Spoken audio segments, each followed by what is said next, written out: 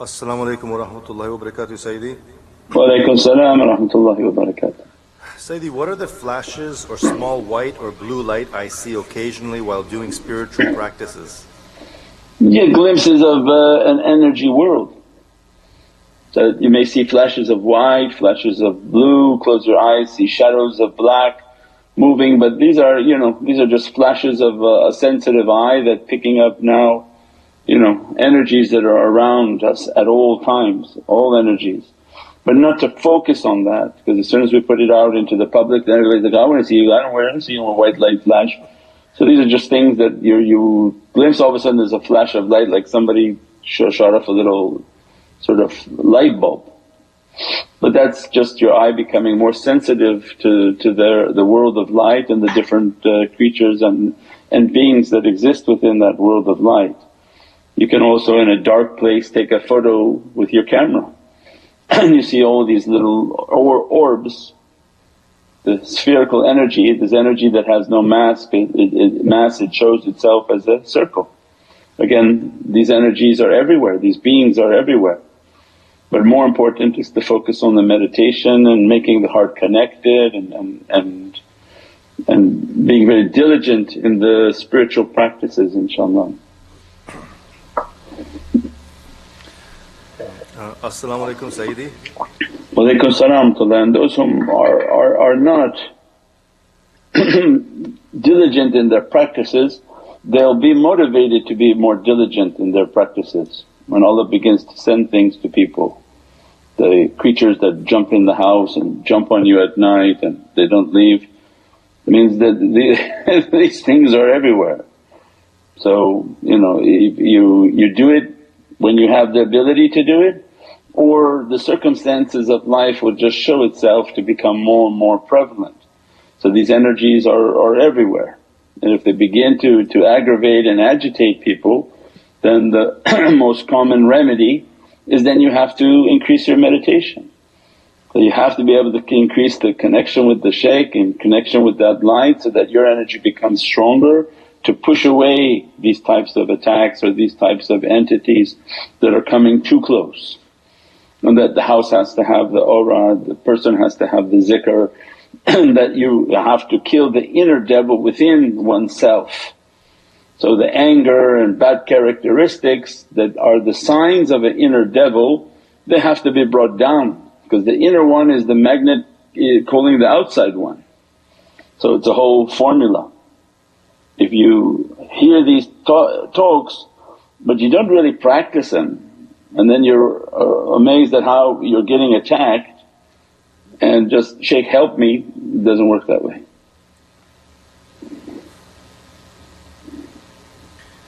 As-salamu alaykum, Sayyidi. Wa alaikum salam wa rahmatullah. Is it possible to know if Allah is pleased with me? Also, can you tell me a little bit about the Ashiq jinn as far as his good qualities? Those are two different spectrums of the pole that you're asking from. One, does Allah love me? Then, tell me about the jinn that want to love me. Allah's love, alhamdulillah, is in the heart of the servant. How much you love Allah, then you'll know how much Allah loves you. Because the love for Allah is in the heart only because Allah put it there.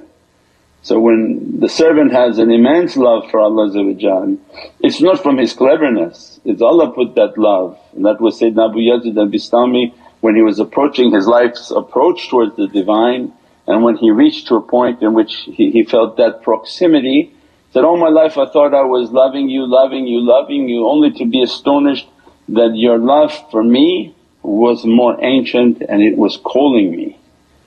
So the servant understands that the immensity of their love for the Divinely Presence, for everything that Allah loves, is Allah's ancient love for them that's calling them. And that's why everything we do is based on that call. So Allahumma labbaik, when we go for Hajj, it's because Allah called us and we came. And when we go for hayya salah hayya la falah and la hawla wa la quwwata illa billah, that we reply back is that there is no power and might or help except through Allah. I can't pray unless Allah gives me permission to pray. So if Allah is not calling me to make salah, there's no way you're going to pray because you're clever. Every shaitan will sit on you and say, no, don't do this kind of stuff. Even people will be attacked trying to make sujood, that the shaitans will block them with an energy that they can't even prostrate their head. So everything is a gift from God Almighty that He allows us to worship Him. And He even says that you can't mention Allah without His permission. He says, I don't allow my name to be mentioned in their homes. So I mean their home is one, their physical home, and the most important home is their heart. Allah doesn't let His name, like He seals that, don't mention my name, O servant, that you can't even mention my name in your home or in your heart. And this is Allah's anger on a servant. So we pray Allah never to be angered by us. So everything that He gives to us is an immense gift of love and ishq. I let you to mention me so that you can receive the reward of that mentioning. I let you to love me so that I can dress you with the reward of that love. And as a result of knowing that love, then we seek in our earnest with an immensity of how to make Allah pleased. Not because of fear He's going to punish, but how am I going to please Him? What am I going to do to get His attention? How am I going to feed the children that He loves? That's what we've talked to before. You feed your children because you brought them into this world. But why don't you feed the children whom Allah loves and put a smile on their face? Then Allah will make your children to be happy in life. This life of ours is a reflection, that do the things that make Allah happy so that Allah does the things that make you happy. When you don't want your children to be sick, help children who are sick. When you don't want your children to have poverty or in difficulty, help those whom are in poverty and who are in difficulty. That we are the keeper of our brothers. If you don't want to have a day with no food, then go out and give food to people. And that's what the tariqah, this is what Prophet taught for us, is that we're so busy amassing a life and money and down payment and taking care of everything, but we lose sight of the fact that we have to think about what Allah wants and what Allah loves. And that's a sign of my love for the Divinely Presence, that I'm always trying to seek what will make Him to be even happier. And by making Allah happier, it's given that you'll be making Sayyidina Muhammad happy, because it's the same happiness and same love, it's the same good actions and good character. So that Prophet looks to these people and says, mashaAllah, look at how they're trying. How much that shields a difficulty. When you give in the way of Allah, maybe there was a horrific difficulty coming towards you and your family, and you gave from what Allah has given to you, it's a shield. And that's why they describe that sadaqah, zakat, charity is a shield, because you don't know how it's protecting something that was coming towards you of a hardship, a sickness, a difficulty. And then the good actions, that going out and feeding people, coming for zikr, doing things for service. So this is the tariqah comes to bring out and exemplify the best of these characteristics, and that Allah to love us more. And then we begin to love more and Allah loves more, then you know you're in a very deep and loving relationship with Allah. And that's why the tariqahs come and teach then is a struggle. It's not supposed to be because you love Allah, He makes everything easy for you. That Allah wants to see that, put in a good struggle, put in a good fight, don't give up. That you continuously struggle. Your struggle is a sign of your success, not what the dunya tells you. That's why if you're not guided by shaykhs, you fall, because you look and say, everything I'm doing is failing. And I look to the guy next to me in every TikTok and it seems like they're more successful. No, they're working their way into Jahannam. When Allah wants you successful, nothing seems to be working the way you want it. Right? Because you just keep struggling in the way of Allah, and that's success, that you keep struggling. It's not a matter of how many times you succeed, but how many times you don't fail, that you don't stay down when difficulty comes, you get right back up and keep going, keep going, keep going. And that's a sign of rijal. These are the maturity and manhood in the Divinely way. Not how many times they crossed the finish line and everybody gave them trophies, but how many times everybody kicked them down and you still see them standing. And that's what's important, that they don't go down until you know you've pulled their legs off and their feet off and their hands off and you cut their tongue too. And that was the example from Sayyidina Abbas, that these were the sign of the Ahlul Bayt and all the holy companions, but this was the sign of Muharram and Ashura. That for him to go get water for the family, there was nothing going to stop them. He went, they cut his hand off, he took with the other hand. They cut that hand off, he took with his mouth the bag of water to take back to the camp until they cut his legs and limbs. Means that our life is about continuously moving and getting up with the ability that we have to get back up inshaAllah. And to Allah belongs the victory. Ours is the life of struggle and that is a great accomplishment to see somebody that's capable of continuously struggling in Allah's way inshaAllah. As-salamu alaykum Sayyidi. Wa alaykum as-salam wa rahmatullah. We would like to try to eat and drink the way you do. Can you please tell us how you prepare your tea? Tea, I put a tea bag, I put hot water and some stevia inshaAllah. And then mention ila sharaf al-Nabi and always pray on everything you eat and drink inshaAllah, so that it has the blessings and the nazar of Prophet Ahlul Bayt, Ashab al-Nabi and awliyaullah fi sama wa fil ard.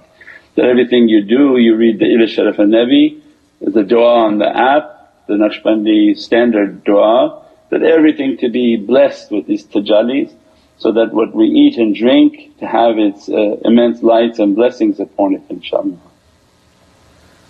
RumiRoseTeas.com. Yeah, get Rumi Rose Teas, yeah. inshaAllah. As-salamu alaykum Sayyidi. Wa alaykum as-salam wa rahmatullah. So does time travel exist in the material realm? Yeah, that was the video. These guys put out a great video. It was amazing entry, amazing opening. You saw the one that they put out on the weekend? Oh, the Gate of Hell. Very beautiful intro that they put together and put out for the Mandela effect and time travel, most definitely. That this is one of the big signs of fitna of Dajjal, that very few people know or even talk about, that what he's going to do in the realm of jinn and time travel, because their realm is not a physical realm, but they are been given permission to move between the kitab and move between time and cause a fitna in time that will affect. So I would recommend that you watch the latest video, Hell's Gate, that describes the verse of Qur'an in which Allah describes in the verse of the folding like a scroll, that if A all the way through Z is this dunya, Allah will allow the folding, and through the folding they can move haqiqat al-tay. They can move 2 points together and move through that by Allah's izzah might.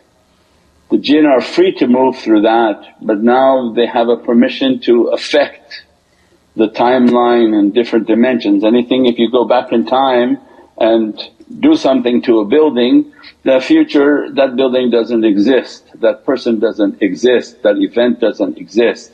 If you can go back into time and alter that event, its reality will change instantly as we're sitting. So they just merely go back into that and change that. And in the same verse of folding up the time, Allah describes how He creates a new creation at every moment. Means He's giving a permission for them to move it, and Allah makes a new creation based on that instantaneously. So amazing ayatul kareem that Allah has given everything to Prophet and Prophet has given everything to his nation with the gift of Holy Qur'an, that everything is contained within it and every reality is contained within it. And that's why these labels, Hafiz al-Qur'an means he's a guardian, not he's a memorizer, but there are guardians of the Holy Qur'an that by virtue of blockchain because they're not centralized. The Qur'an is not centralized as one book in one location. There are 1 billion reciters, so Allah sent the original blockchain. So anyone who wants to think that the tech people understand it, no, the first one to send it was Allah. Is decentralize your holy book, right? The other ones who had centralized holy book, well you could go there and change it. So they would change the Latin, that nobody could read Latin, and then everybody's book became different and changed. When you decentralize, which is a blockchain, so 1 billion people contain the Qur'an within their heart. So they're the ones whom Allah make them to be the guards of the Qur'an. You change anything in that book, they'll all know it. You may affect one person but you're not going to affect the billion people that memorize. So that was Allah's reality for Dajjal, to prepare the nation. The most prepared nation on this earth is the Muhammadan nation, the nation of Islam under Sayyidina Muhammad. Allah prepared them with these things. And those whom Allah loves of a saintly nature, they're called mahfuz. They're guarded. Mahfuz from what? Guarded from what? Was again this issue on the timeline, that nobody can go back and say, oh this one's going to be with Sayyidina Mahdi, let's go kill all his grandparents. Way back. But if you killed them then this person wouldn't appear now. So but no, their file is an encrypted file in which they don't have access to that. Because this is a book and also Allah has encryption on that book. He has to allow under His izzat, izzat al-Rasul wa izzat al-Mu'mineen. All 3 izzats have to put a key for that shaitan to be doing that. So then those whom are masoom, Allah has given them an encrypted file in which their entire lineage is encrypted, so that shaitan can't alter that to mess with the arrival of Sayyidina Mahdi. So these are titles Allah brought that maybe wasn't clear 1,000 years ago, why would you be called guarded? But would be clear in the last nation, the last group of people in this nation that would be facing the Dajjal and would understand why Allah called them to be guarded and why the reciters of Holy Qur'an are guardians and the protectors of that reality. So alhamdulillah, these are very deep realities and they're all opening now. They're reopening those machines that they had closed for 3 years. So through that a lot of dark matter and bad characteristics, and for us just to understand the dark matter like قُلْ أَعُوذُ بِرَبِّ الْفَلَقِ, that there's something in a darkness that people don't understand. And I think they have it in the Spider-Man, or is it the Dark Knight, where the alter ego of someone good and heroic is their demon is waiting. So everyone has a very bad version of themselves called their nafs. And if that nafs becomes empowered from that dark force and from that darkness, then it becomes overwhelmingly powerful over the physicality, and then become like that, what's that movie, the other one looked like a serpent. Venom that we put out on that other show. Their venom, the poison that enters them from that blackness will overtake their humanity and their physicality, their desires and their characteristics are no longer of a human nature. And humanity will become very rare upon this earth, and those whom are, inshaAllah they should be very enlightened souls, because they take the bounty of Allah and the blessings of Allah inshaAllah.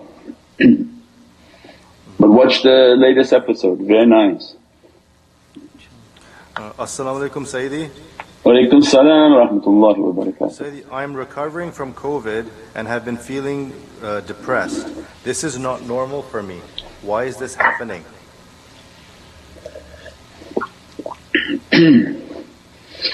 Inshallah, most of it's psychological. That to think there's this word and that people think that maybe they were protected from it, that they couldn't get it or whatever it is. Think of it as the word flu, cold, that is historically been, you caught a cold, it was a strong cold, take the vitamins that the tariqah has been asking, take the turmeric and ginger, take the antiparasitical medicines that third world countries are allowing. You take all of these things, do your zikr, your salawats and all your practices, and don't think about it. Don't let your mind to grab something and then become psychosomatic, where your mind overtakes an issue and then keep whispering to you, oh look how weak you are, how you got this, how you got this, what's this now, oh now you're doomed, now you have this. So take a lot of this from the mentality of what they're pushing, and that this is a cold and a flu. I do my recitations, I take the medicines that they've advised, the shaykhs have advised, and go forth and don't worry about it. It's like a battle, you got hit by a sword, you patch up your wound and keep rolling. But don't keep thinking about the issue. So it's a matter of your mind now and the mind of people. There is a general fatigue, but take the ginger and all the medicines, all the vitamins that are being recommended, and take all of these things religiously for your immune system. Do your meditation, do your spiritual practices, do all of these energy, because we said these are multi-faceted, that you have your physical, so bring your physical strength back up. You have the spiritual, in which the energy is low, make the connection, make all of the things, give your donation, be of service, put out the links, be of service, do things. Be active, don't fall prey to these things and become saddened and depressed, and then it's just a cycle that people can't lift themselves out of. Definitely don't involve yourself in drugs and harmful substances that will bring the door of shaitan right to your home. That's all he wants, is to make people to be engaged. We said before, open your heart, open your mind and figure out what's happening. It's not a coincidence that they're opening the gates of free drugs. It's not a coincidence in which they want the youth to be sort of not mentally present. There was a video called Simpsons Kitchen Sink. Remember we shared that one? And the image where these kids were playing these games and they just zoned out. They didn't even know that there was destruction everywhere, and that's what's going to happen, right? They're introducing for them free drugs. They sign up, they can go get these drugs, they begin to the drugs are not normal drugs. Don't think they're organic, don't think that these are coming from green bushes and greenness. These are laced with chemicals to cause schizophrenia and to cause neurological damage upon the brain of human beings. And if the neuron and neuron receptors in the last days begin to separate, you will not be able to delineate between real and false. And that black matter that comes flips you out, flips you out. You stand no chance against these difficulties when you're not arming yourself with your belief and your understanding. So there's not the coincidence. They're releasing these all over the Western world. In Vancouver they were putting it on the streets. There was a heroin and cocaine day in which they were handing it out to people. They didn't care if people's kids were going and getting them. So these things are not a coincidence, to intoxicate the youth and to take their mind and their function away, introduce video games that just will take their brain away. All these things, these are a sign of the last days. Keeping oneself healthy, happy, salawats, practices, energies, all these things, then is a fight for our survival. And then to continuously do that, you take the vitamins all the time, not when you're sick. That's again what we called, what was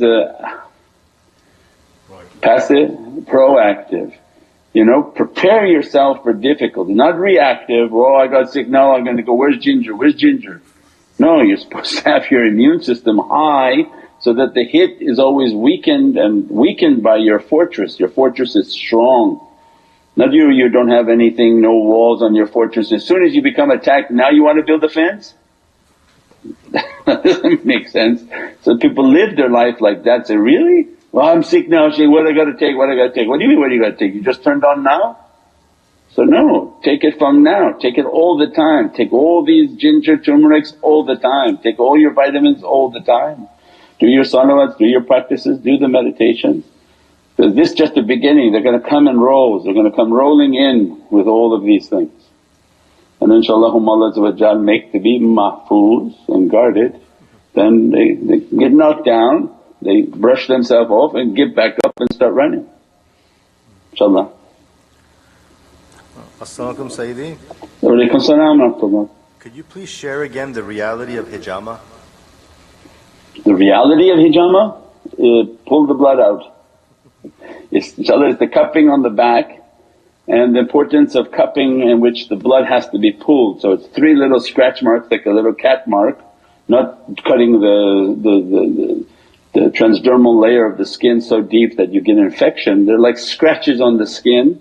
They put a cupping pump device on the back and they begin to pull out on cupping, and they pull out the blood from the points on the back and the lower spine.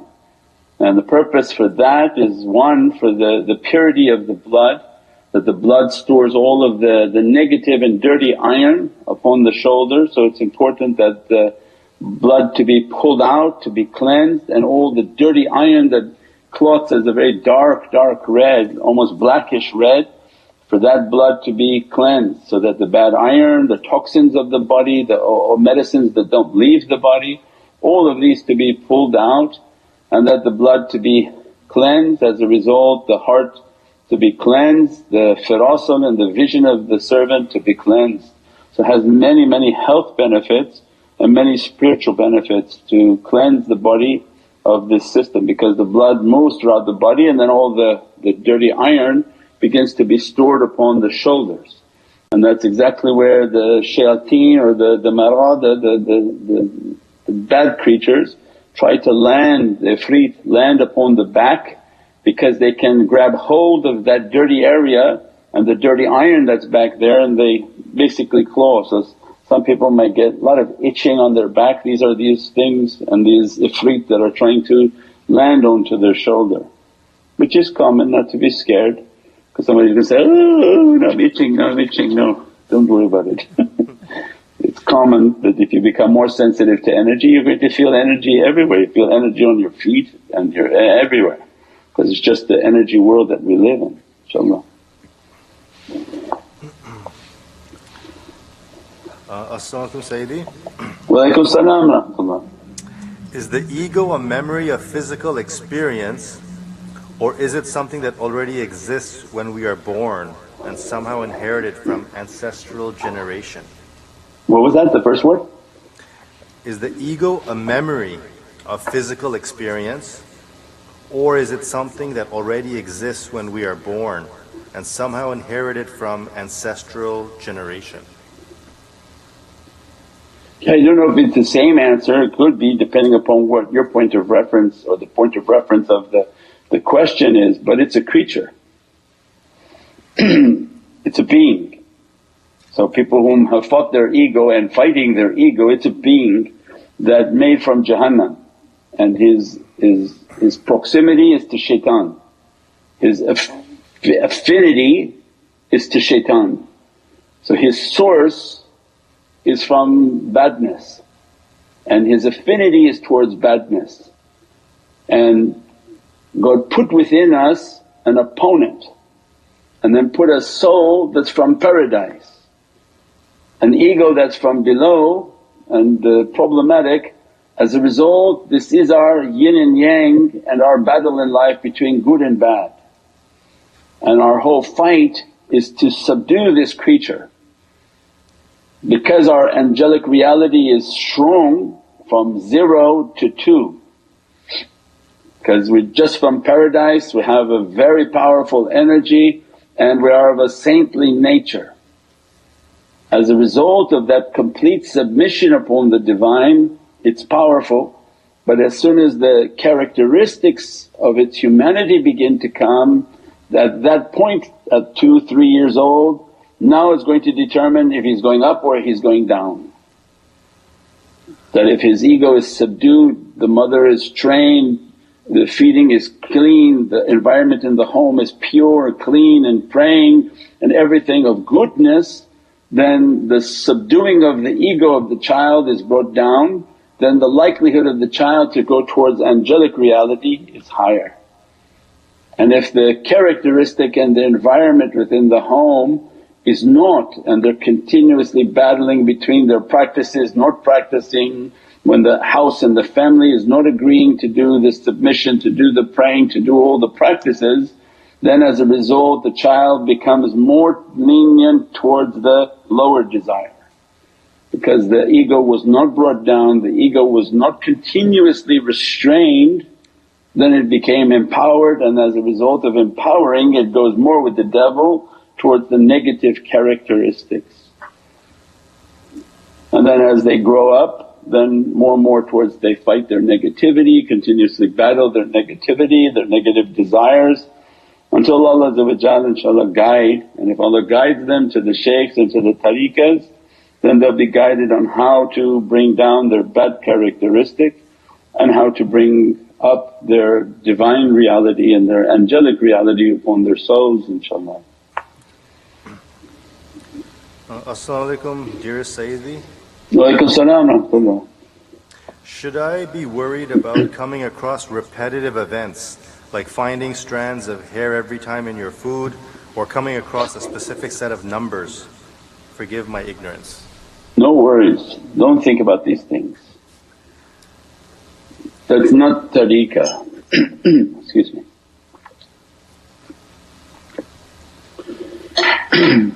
In the sense that people think that, oh, when the shaykh is saying to meditate, like I'll meditate on the Qur'an and keep looking at it and try to figure out, oh this like this, it's not that.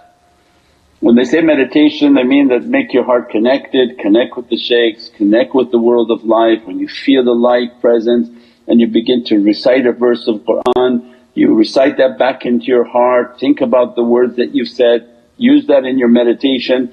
InshaAllah a little bit of inspiration on the verses come into your heart. But overly thinking something in which, wow, why is that like that? The squirrel just walked by and then he looked at me, and maybe this was like a sign for me, and they pick up everything. They're starting to go into every type of, what was this, what was… That's not meditation, that's not contemplation, and borderline can begin to cause the believer and somebody a lot of difficulties within their head. So not to worry about those types of things. If you think there's something, a hair in it, then make sure that everybody is pulling their hair back when they're cooking, because if everything's a lot of hair and they keep making food, there's going to be hair in everything that you eat. Not overthinking that there's not a sign from Allah that there's hair there. But the meditation is completely different than over-analyzing. I just looked at the license plate of the car and I saw 28. I saw this 28 again, I saw 28. Is 28 important? Everything's important, but not in reference to your life. 28 is important in reference to the huruf. It's not about me finding about me. I'm not interested in knowing about me. I'm not interested in, is there like a secret sign for me? I'm interested in burying me. I'm nothing, I'm no one, but I want to know what the secret of 28 in the heavens is. What's the reality of the huruf? What's the reality of the 28th letter of Qur'an? That's when these things are important. Not for me, is there a secret for me? I keep seeing these numbers, it's important for me. No, me, I was supposed to die at the beginning of the tariqah. That I'm nothing, it's me is not relevant. When I took me out of the way, this became between Allah and Sayyidina Muhammad,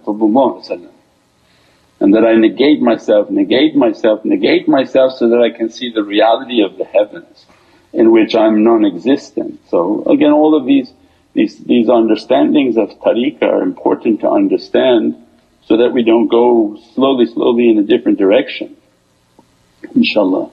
And people love the questions and answers. So if people getting a little bit tired of it, but the people online they love the question and answers, because it's coming across from different people questions that they didn't want to ask, but they understand the relevance because it's all the same path. So everybody's going through similar waswases, but maybe they don't want to ask it. So it's important, these are important subjects for people to come across. New people are very attracted to the questions and answer sessions because they sort of cover a wide range of similar topics. We don't go too far left and right. So it's all similar about the unseen and the energy world, inshaAllah. As-salamu alaykum Sayyidi. Wa alaykum salam wa rahmatullah. Thank you for the question on chakras. Would the formula for the meditation also be the same for a detrimental energy that's manifested with an organ or organs?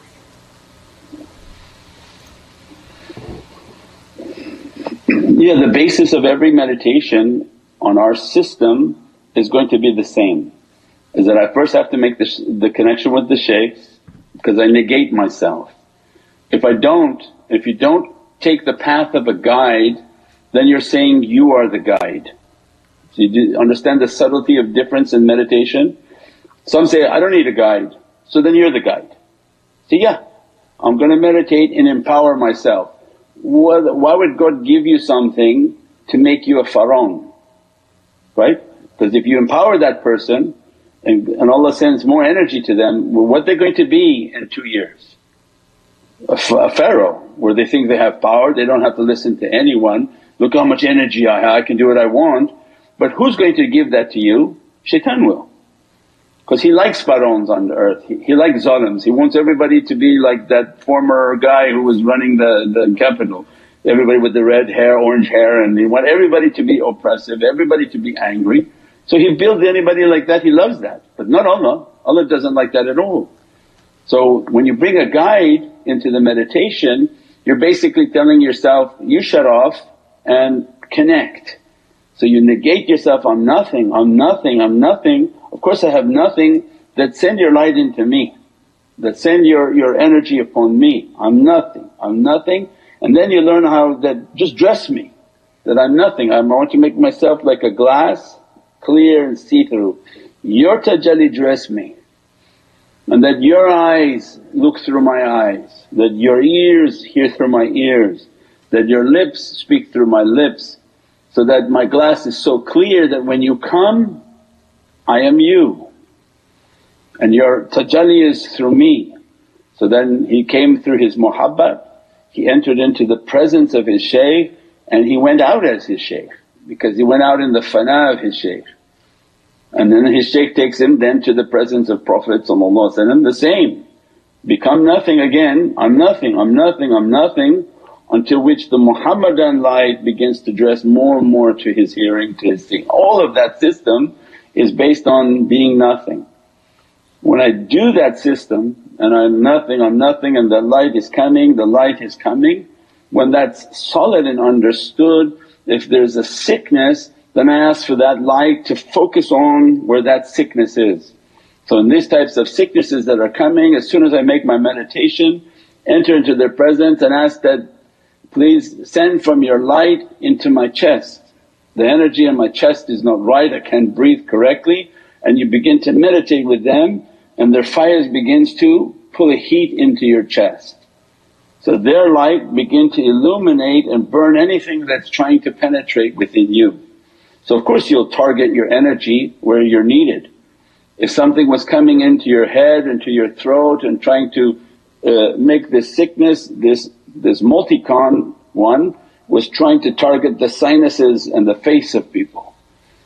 So then you would be in your meditation strong with the muraqabah and asking that, from your nazar please shine your light upon my face. And you sit in that meditation playing your salawat with light just focusing onto the face, so that it will burn away any negativity that's trying to again enter into that insan, to that person. So most definitely and once your meditation is strong and your practices are strong, then anyone in your home is the same, that when they're not well you sit next to them, you make your madad and your connection, and then you visualize that you're in their presence and that you're sending light from you onto them. And they just sit and relax, close their eyes, don't think about anything, and then you meditate that your light, you made a meditation, you connected with the shaykh, and that you're focusing now to send your light onto that child. And you begin to send your energy onto the spouse, the relative or whoever of your loved ones. So definitely this is our system of the soul and dealing with the soul. The shaykh can reach anyone on his focus. As soon as he focuses, he can enter right into the presence of that person and begin to affect them. He can grab the heart of that person and begin to crush them. That's why Allah warns, don't fight them because they can be very harmful. But they don't use that because this is not their system. But they're very fluent with their soul. If they enter into a place with their soul, they have a lot of abilities. So this is a very powerful way and a very powerful reality. So alhamdulillah, you're free from the confines of the physicality, and that when you build that energy and build that practice, the soul is immensely powerful, immensely powerful, inshaAllah. As-salamu alaykum Sayyidi. Wa alaykum as-salam wa rahmatullah. What to do if we live in a region where we cannot support through any of the channels? What region would that be? Pakistan they can support, India they can support. There's not a place on this earth that people can't support. Support can be sending links into WhatsApp groups. There's Indian WhatsApp groups with 30,000 or no, Telegram groups with 20,000, 30,000, say for Pakistani groups. Take a link from YouTube and share it onto these platforms. Send these links from the charity, from the YouTube, from the Nur Muhammad, from Facebook, share the links, put out all sorts of things. If you're in an area and you can go and give food, put a shirt from Fatima Zahra, make a shirt for Fatima Zahra Helping Hand. Wherever you are, get a blue shirt, ask for us to send you a logo. You go print 2 or 3 shirts, go find somebody who's giving food at a local grocery store that wants to throw it away. Pick up the food and go give food out. So there's nothing that people can't do. Now actually sending a donation, there's all sorts of Bitcoin now donation, there's NFTs, crypto, there's PayPal, there's credit card, there's everywhere. It's a matter of the person wanting to and then finding a way to do it. If your area is in great need for the food, then make a shirt, 2 shirts and go out and get food. I think Nasir now is in India with some people and he's cooking a huge pot of biryani every Friday and giving out 100 people food. And he got a couple other guys to come with him and Misbah's all over Costco and picking up tons of food. So, yeah, now the guys are emailing in from the UK and same system. We have to find where everybody is in a little collective group close by, then print out 10 shirts and go hit the big box stores that giving away food, throwing away food, and show our logo, show our non-profit status letter, and you go and say, can I get some of the food that you're throwing away, and then put it in my minivan and go give it out. And once you do that 10 times, 20 times and you get a group of people wanting to help and to do that, then we come together and try to buy a van in that area and decal the van, wrap the van, and then we go out and do it on a routine and disciplined weekly basis. So very easy, just a matter of people wanting to do it. I said there's so many people in tariqah and they don't even have a website. They sit together, they say they're shaykh, they're groups, they do this and they do that. They don't have a website. Nobody wants to get together and put $65 to make a website. That means it's a call to the men who want to stand up. When they want to stand up, there's a way to do everything. So it just takes a few good men. One guy stand up in an area and said, that's it, I'll do the shirts here, I'll ask everybody to come, and they come. And people Allah will send. You build it, Allah will send it. And then people come and before you know it you got 10, 15 people or 5 people and you're out there hustling to give food, to give these good deeds away, and you're gaining the nazar of awliya in your area and Prophet alhamdulillah. So if there's a will, there's a way. Even he went to Kashmir, he gave food. at maqams and make qurbans. If you have the desire, you can make it happen, and that's Allah's greatness. You're a very powerful creation, right? If you can manifest every bad thing, you don't think you can manifest all these beautiful things? If you want it, you have a desire for it, Allah provides a way for it to happen, inshaAllah. Alright guys, I think got you guys entertained enough, inshaAllah. Subhana rabbika rabbil izzati amma yasifoon, salaamun al mursaleen, alhamdulillahi rabbil alameen. Bi hurmati Muhammad al Mustafa, Nasir Surat al Fatiha.